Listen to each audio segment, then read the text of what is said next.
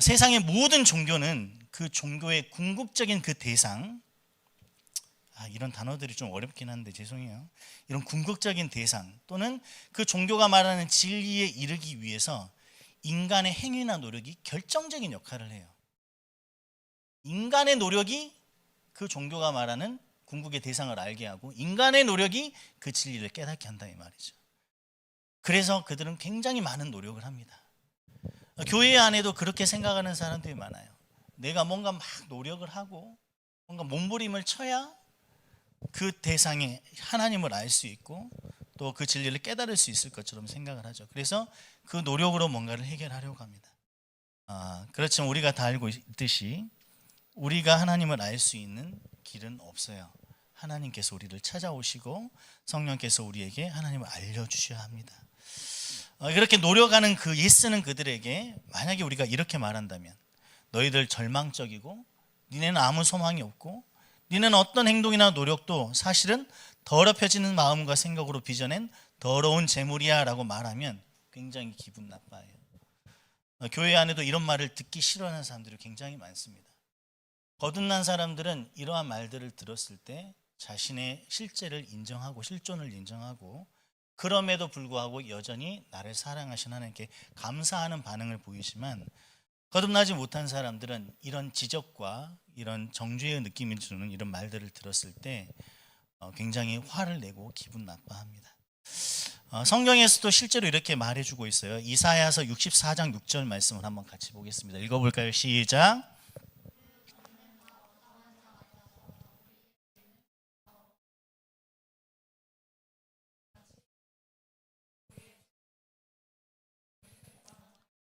제 눈을 사로잡았던 것은 우리의 의가 다 더러운 옷 같다고 하는 이 부분이었어요.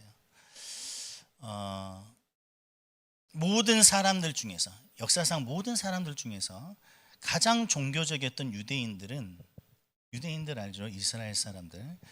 그들은 자기들이 정말로 잃어버린 자이고 구세주가 필요한 존재라는 사실을 깨닫지 못했어요.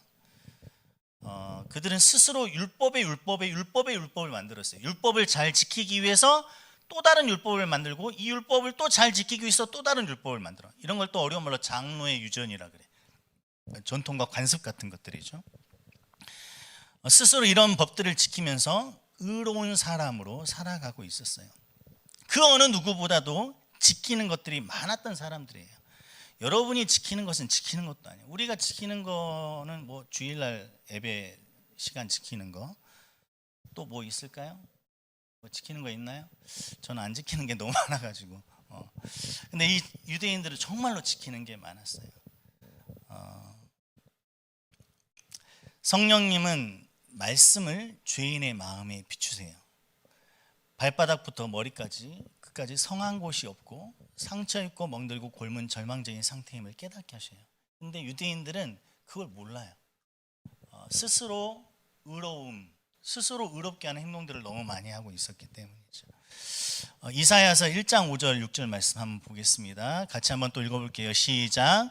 너희가 어찌하여 매를 더 맞으려고 피역을 거듭하느냐. 온 머리는 병들었고 온 마음은 피곤하였으며 발바닥에서 머리까지 성한 곳이 없이 상한 것과 터진 것과 새로 맞은 흔적뿐이거늘 그것을 짜며 싸매며 기름으로 부드럽게 함을 받지 못하였도다. 유대인들은 스스로 하는 지키는 어떤 자신의 행위나 삶 이런 것들을 통해서 자신의 의로움을 가지고 철저히 무장하면서 스스로 의롭다고 생각하면서 살았어요. 즉 그렇게 부족함을 느끼지 않으며 살았다는 거예요.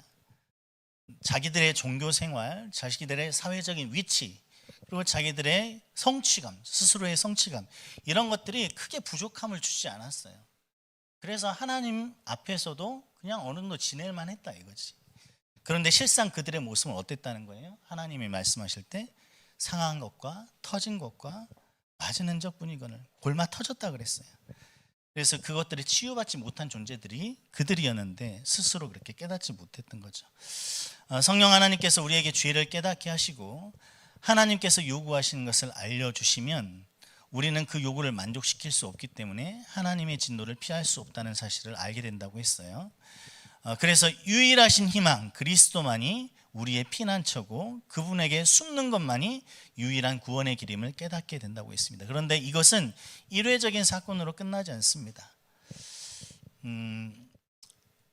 저도 역시 마찬가지예요. 저도 요즘에 굉장히 치열하게 내면의 싸움을 싸우며 살고 있는데 뭐랄까 하나님을 그러니까 이렇게 볼 수 있어요. 어느 정도의 고난이나 시련까지는 굉장히 의연하고 의젓한 모습으로 전도사답게 이렇게 사라지는 것 같아. 근데 내가 지금까지 겪어왔던 것들보다 이거는 사이즈가 좀 달라. 그게 또 오면 여지없이 아까 말했던 것처럼 내가 뭘 잘못했나? 내가 하나님 앞에 무슨 죄를 그렇게 크게 지었나? 이렇게 허덕이다가 또 한 단계 넘어가면 하나님은 나를 버리신 건가? 이런 생각이 찾아온다 이거죠. 그러니까 거듭난 사람으로서 하나님을 신뢰하고 그리스도의 사랑을 경험한 나임에도 불구하고 이 인생을 살아가는 과정 중에 끝없이 이런 것들을 자극하고 힘들게 하는 내면의 싸움들이 있다 이거죠. 그런데 이런 내 죄악된 모습, 나의 부족한 모습 또는 실패한 모습, 내가 무슨 죄인지는 모르겠지만 다른 사람들하고 비교해서 왠지 그냥 보잘것없고 그냥 망가져 있는 것 같은 이 나의 모습들을 이렇게 보면 정말 이게 좀 쉽지가 않죠. 마음이 너무 힘들고 그래요. 그런데 그 순간에 내가 집중해야 되고 또 저 자신도 마찬가지예요. 내가 묵상하는 것은 누구냐? 바로 그리스도예요. 예수 그리스도가 십자가에서 나의 모든 것을 위해서 대신 죽어주셨고 세상의 그 어떤 것도 어떠한 이론도 어떠한 죄악도 어떠한 환경도 무엇도 나를 그리스도의 사랑으로서 끊을 수 없다라고 확증하게 나를 사랑한다고 못 박아버린 그 십자가의 사건을 내가 기억해서 다시 원위치로 돌아올 수 있는 거예요. 그래서 언제든지 십자가의 그 놀라우신 사랑을 내가 기억하고 묵상할 때 하나님 앞에 다시 나의 자리를 찾고 그분을 향해서 시선을 맞추고 따라갈 수 있는 것 같아요. 우리의 죄의 문제도 마찬가지예요. 우리의 자신에 대해서 실망스러운 죄된 모습들, 특히 스스로 양심적이고 또 하나님 앞에 의롭고 싶은 욕심이 많은 사람들은 실제로 그러하지 못하는 자기 자신의 모습 때문에 스스로 많이 실망합니다. 그럴 수 있어요. 당연해요. 그럴 때 우리는 예수 그리스도를 생각하시면서 그 정죄감에서부터 벗어날 수 있어야 돼요. 성령께서 거듭난 영혼을 잘 들으세요. 여러분이 정말 거듭난 영혼이라면 성령께서 이 거듭난 영혼들을 다루면 다룰수록 우리 안에 무엇이 드러나게 돼요? 부패와 죄악과 비열함들이 드러나게 돼요. 빛이 밝을수록 아주 미세한 숨어있는 그 어둠까지도 다 밝혀내는 것처럼 여러분의 죄악들이 자꾸 드러나고 내 어떤 모습들이 만족스럽지 못하고 뭔가 힘들고 정말 보기 싫은, 나 스스로도 보기 싫은 어떤 모습들이 자꾸 들춰나지는 것 같다. 성령께서 비추시는 거예요. 그리고 여러분을 더 깊이 다루고 계시는 거예요. 그럴수록 그런 모습을 발견할수록 우리를 모든 죄에서 깨끗게 하시는 그 그리스도의 보혈이 더 소중해지는 거예요. 둘 중에 하나입니다. 그리스도의 보혈을 믿기 때문에 정말 다행이고 감사하고 정말 눈물이 나는 이런 모습이거나 아니면 그리스도의 그 보혈이 아직 나에게 실제가 되지 못하고 온전히 믿어지지 않기 때문에 스스로 자기를 정죄해버리고 판단해버려요. 그래, 넌 안 돼. 넌 끝났어. 네가 뭘 하겠어. 이렇게 그리고 자기의 그런 모습을 그냥 자신의 모습으로 받아들여버리고 그냥 포기해버리는 그런 반응을 보이게 됩니다. 그러나 그리스도의 보혈을 소중하게 생각하게 되는 그런 반응을 보일 때 우리는 하나님께 감사하게 되고 그리스도를 영화롭게 하는 존재가 돼요. 성경을 통해 우리는 죄를 알고 또 하나님을 알고 마지막으로 그리스도의 필요성을 절실히 깨닫게 됩니다. 여러분이 성경을 읽고 또 읽으면 그리스도를 실제적으로 느끼게 돼요. 굉장히 놀라운 비밀입니다. 그리스도의 아름다움도 느끼게 됩니다. 그리스도의 영이신 성령께서 하시는 일이기 때문에 그래요. 많은 사람들에게 또 여기 계신 또 많은 분들에게도 그럴지 모르겠어요. 이 그리스도라는 단어, 예수님이라는 단어가 굉장히 실제적이지 않고 모호하고 막연한 존재일 수도 있어요. 그렇다더라. 뭐 예수님이 죽었다더라. 날 위해서 그냥 죽었다더라. 그래서 내 죄는 해결됐다더라. 오케이. 그리고 이제 끝나버리는 그런 남의 이야기처럼 끝나버리는 경우가 많이 있습니다. 그런데 예수님을 본 적이 없는 모세, 그 모세가 뭐라 그랬냐면 그리스도를 위해 치욕을 받았다고 했어요. 그리고 예수님을 본 적이 없는 아브라함, 이 아브라함은 예수 그리스도의 날, 그 날을 보고 기뻐했다고 성경에 기록되어 있어요. 어떻게 보지 않은 그리스도를 위해서 치욕을 받을 수 있었을까? 어떻게 보지도 않았고 만난 적도 없는 예수 그리스도의 나를 보고 기뻐했다고 했을까? 이게 바로 성령께서 하시는 일이에요. 성령께서 아브라함과 모세에게 이 그리스도가 실제가 되게 해주신 것이에요. 여러분에게 묻고 싶습니다. 여러분에게 예수 그리스도는 실제이십니까? 왜 자꾸 불편한 질문을 하냐고 여러분이 물을 것 같아서 저도 부담이 많이 돼요. 왜 자꾸 잘 신앙생활 하고 있는데 자꾸 뭘 끄집어내는 것 같고 건드리느냐고 이렇게 묻는 것 같아서 저도 불편합니다. 그러나 여러분에게 물을 수밖에 없어요. 아무 힘도 영향력도 없이 우리 뇌에 저장되어 있는 수없이 많은 지식 정보 중에 하나로 예수 그리스도라는 이름이 남아있는 것은 아닙니까? 왜 하나님이, 왜 예수 그리스도가 아직도 우리에게 실제가 되지 못했을까요? 요한복음 14장 21절 말씀을 한번 보겠습니다. 요한복음 14장 21절 같이 읽어볼까요? 시작.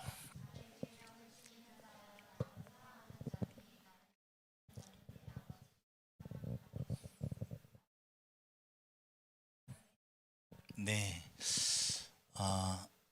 누구에게 자신을 나타낸다고 하셨죠? 계명을 지키는 자. 계명을 지키는 것은 하나님을 사랑한다는 것이고 하나님을 사랑하는 자에게 하나님이 자신을 드러낸다고 하셨어요. 성경을 읽고, 계명은 말씀이니까 성경을 읽고 말씀을 배우고 순종하는 자에게 예수님께서는 자신을 나타내신다고 합니다. 그리스도께서 우리에게 자신을 알려주실 때 우리는 그분의 크심을 알게 돼요. 우리의 연약함을 어루만져 주시는 분임을 알고 더욱 그분을 따르게 됩니다. 여러분에게 그리스도가 실체가 되기를 바랍니다. 그리스도는 온전치 못한 우리가, 온전치 못하니까 죄를 지을 수밖에 없잖아요.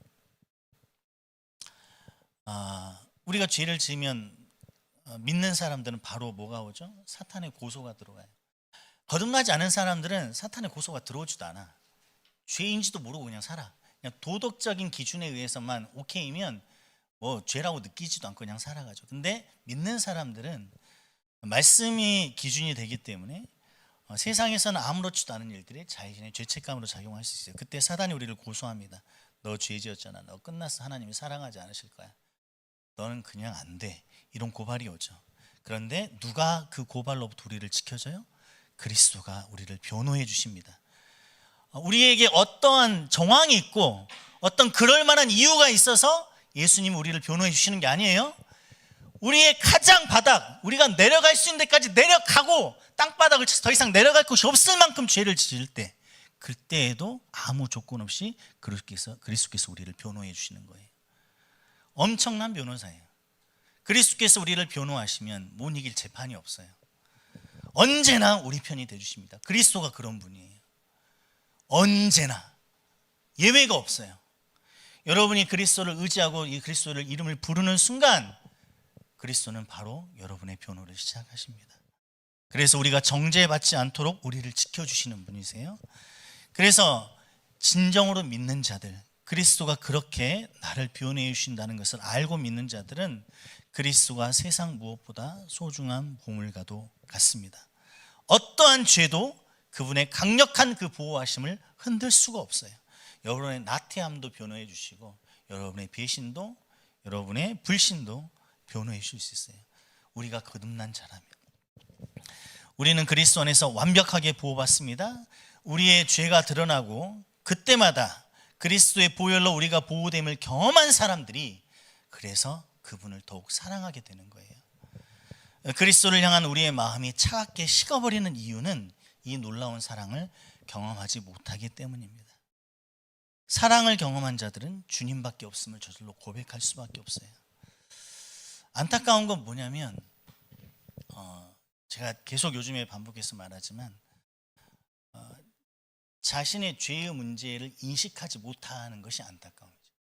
이 모든 게 구원은 항상 시작이 하나님께서 말씀으로 우리를 비추셔서 우리의 죄를 드러나게 하십니다. 거기서부터 시작돼요. 그래야 그리스도의 보혈이 우리에게 필요함을 느끼고 그걸 의지하게 되기 때문이죠. 그래서 우리가 이 죄의 문제에 대해서 아무 의식이 없고 인식이 없고 그냥 세상 사람들이 말하는 도덕적인 기준에 의해서만 고민이 되는 삶을 살고 있을 때는 방금 제가 전해드린 이런 이야기들이 별로 의미가 없어요. 그러나 이 하나님의 말씀이 우리의 삶 속에 들어와서 그 말씀 앞에 정말 부족할 수밖에 없고 어떻게 그 기준을 따라갈 수가 없는 어떤 절망감을 느끼는 자들에게는 이 그리스도의 보호하심이 얼마나 감사한지 몰라요. 이 이스라엘 시대의 그 유대인들을 보면 즉 스스로 의로워지려고 했던 그들은 어느 정도까지 의로움을 추구했냐면 박하와 회향과 근체의 11조까지 드렸다고 했어요. 말이 좀 어렵죠. 박하, 회향, 근체. 근데 이건 뭐냐면 그냥 아주 그냥 보잘것없는 채소예요. 채소. 농경 생활을 하기도 했고 그랬으니까 별로 값어치가 없는 그 사소한 것에서도 11조를 떼서 하나님께 드렸다 이거예요. 그러니까 가장 사소한 것까지도 내가 하나님의 규칙을 지키면서 살았다는 것을 상징하는 게 박하와 해양과 근처의 11조를 드렸단 말이에요. 그만큼 철저하게 지킬 것을 지키며 살았다는 거예요. 그런데 그런 그들이 누구를 사랑하지 않았죠? 그리스도를 사랑하지 않고 그리스도를 배척했습니다. 심지어 그들은 유대교, 자신들의 종교인 유대교에 개종도 있었습니다. 이유는 뭐냐면 그들 스스로의 행위나 행동으로 스스로의 의로움을 가지려고 했기 때문이에요. 그런 사람들이었기 때문에 그렇습니다. 우리가 그리스도를 소중히 여기고 그분을 사랑할수록 우리는 주님의 기쁨이 됩니다. 그러니까 가장 첫 출발점은 늘 무엇이냐? 나의 죄악됨을 깨닫는 거예요. 내가 죄인임을 깨닫지 못하면 그 다음부터는 도미노로 이루어지는 일들인데 이런 일들이 이루어질 수가 없는 거죠. 주께서 우리를 기뻐하시는 일은 바로 그리스도의 놀라우신 사랑을 알고 누리고 반응하는 것인데 그리스도의 사랑이신 놀라운 이유는 나의 죄가 그만큼 깊다는 걸 깨닫기 때문에 가능한 것이죠. 내 욕심과 내 계획을 이루기 위해 주님을 의지하는 것이 아니라 나의 절망적일 수밖에 없는 죄인됨에서 벗어나기 위해 주님을 의지하고 그분을 소중히 여기는 것, 그것보다 주님을 기쁘게 하는 것은 없습니다.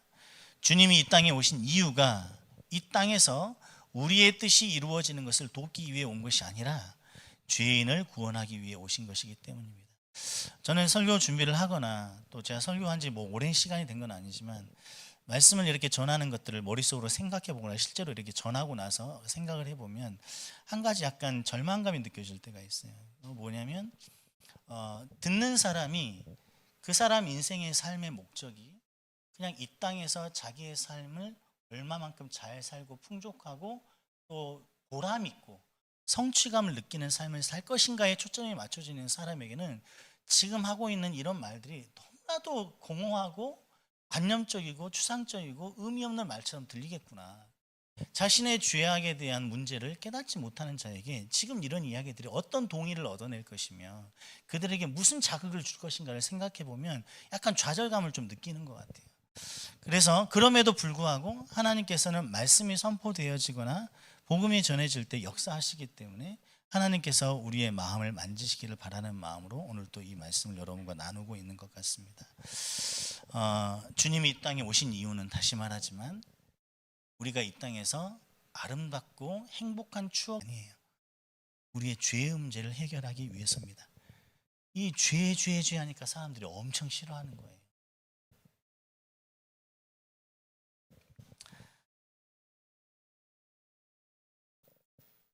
제가 힘들 때 약간 하나님께 원망하는 마음이 이렇게 올라올 때 한 가지 생각하는 게 있어요. 그게 뭐냐면 안서가 십자가에서 예수님께서 너를 위해 죽으셔가지고 너를 죄에서 구원하여 주셨는데 영원한 생명을 주셨는데 마치 그것만으로는 부족한 것처럼 말하지 말아라.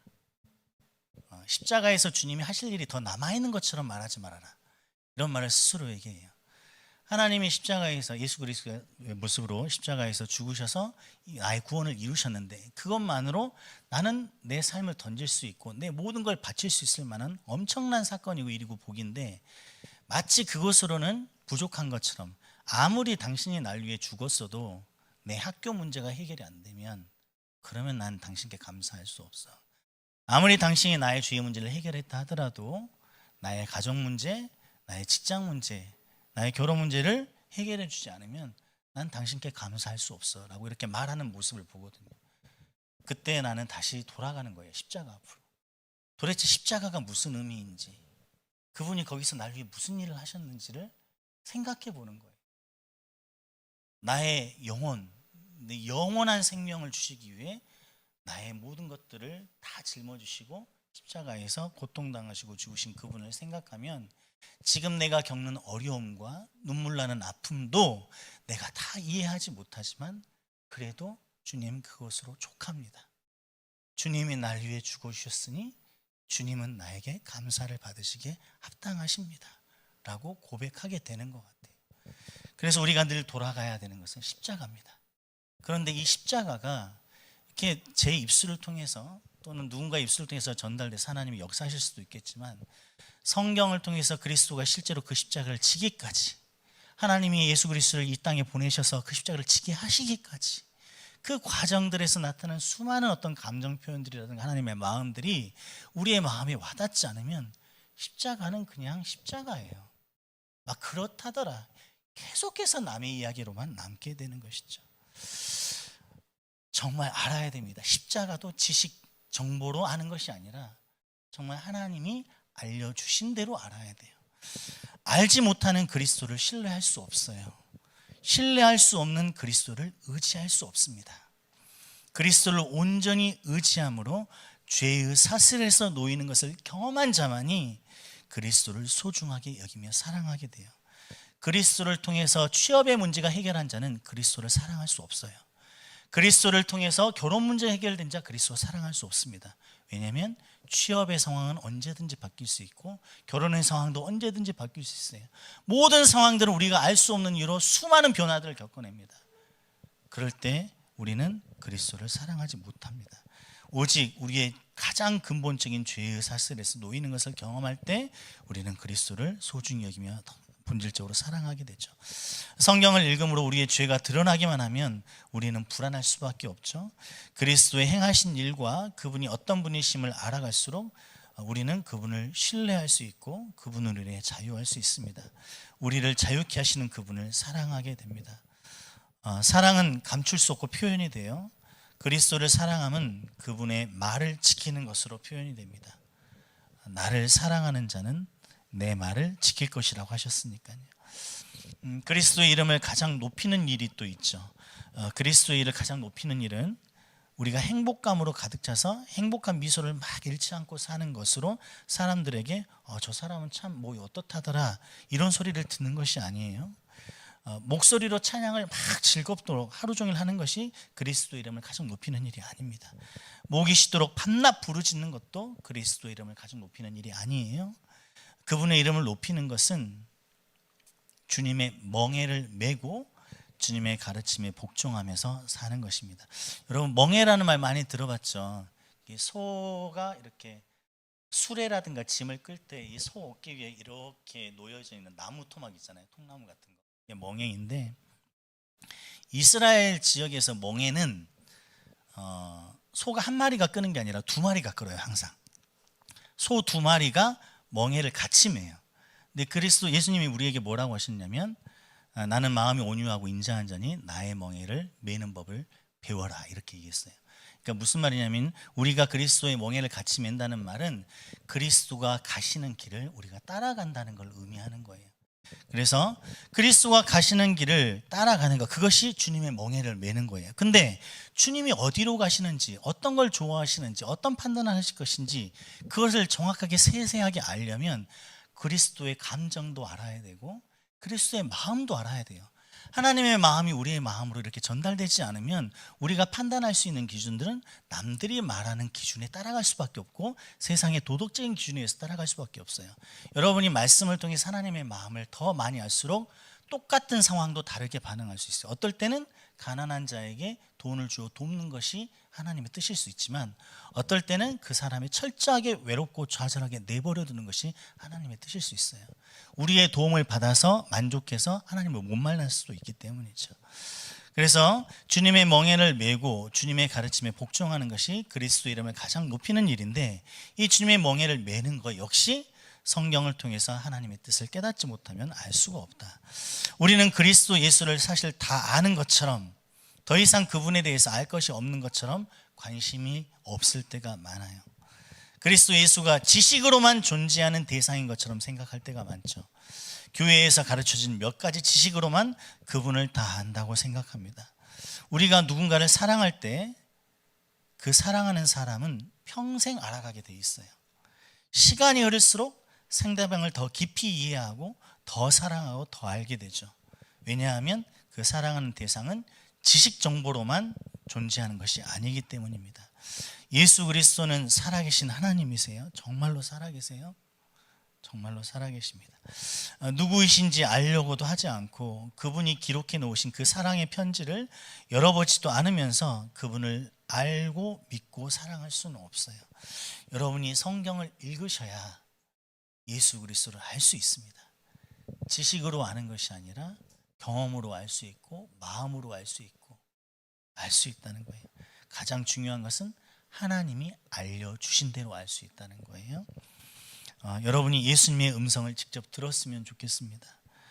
눈으로 본 것보다, 내가 손으로 만지는 것보다 더 확실하고 더 부인할 수 없는 그 예수님의 음성을 직접 들었으면 좋겠고, 그 예수님께서 여러분의 마음을 만지시는 것을 직접 경험했으면 좋겠어요.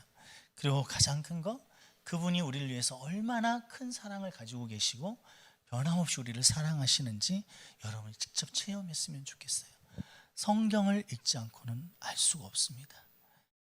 여러분이 찬양할 때 눈물을 흘릴 수 있어요. 하나님의 은혜일 수 있습니다. 그러나 우리의 감정은 그 관계를 지속시키지 못해요. 말씀 없는 감정, 말씀 없는 신비한 경험은 하나님을 올바로 아는 법이 아니에요. 스스로 말씀을 붙들고 읽고 묵상하고 씨름하셔야 됩니다. 그래서 여기 있는 우리 대청 모두가 예수 그리스도의 음성을 듣고 그분의 만지심을 경험하여서 그분의 사랑을 아는 우리 모두가 되었으면 좋겠습니다.